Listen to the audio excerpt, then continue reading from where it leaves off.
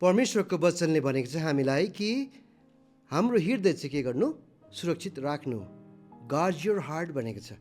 किन भन्दाखेरि हाम्रो हृदय चाहिँ परमेश्वर पवित्र आत्माको वासस्थान हो। तर अचम्मको कुरा के छ भने नि, दोस्रो तिमोथी 3:1-5 के पाउनुहुन्छ भने नि, आखिरी दिनहरूमा डरलाग्दो समयहरू आउनेछ। आखिरी दिनहरूमा डरलाग्दो समयहरू आउनेछ।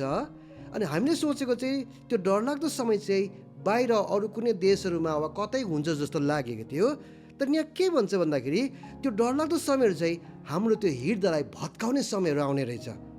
यसो लेखिदिएको छ कि मानिसहरू आफूलाई मात्र माया गर्ने, रुपियाँ पैसाको मोह गर्ने, घमण्डी, हट्टी, अरूको बदनाम गर्ने, आमा बाबुको आज्ञापालन नगर्ने, बैगुनी, अपवित्र, स्वाभाविक प्रेम रहित, खुसी पार्न नसकिने, अरूको बद खाइ गइने, दुराचारी, क्रूर, असल कुरालाई घृणा गर्ने, त्यो हृदयमा परिवर्तन हुने रहेछ। त्यसले गर्दा यो आखिर दिनहरूमा हामीले हाम्रो हृदयलाई चाहिँ जोगाएर राख्नुपर्छ, जुन हृदय चाहिँ परमेश्वरको वासस्थान हो।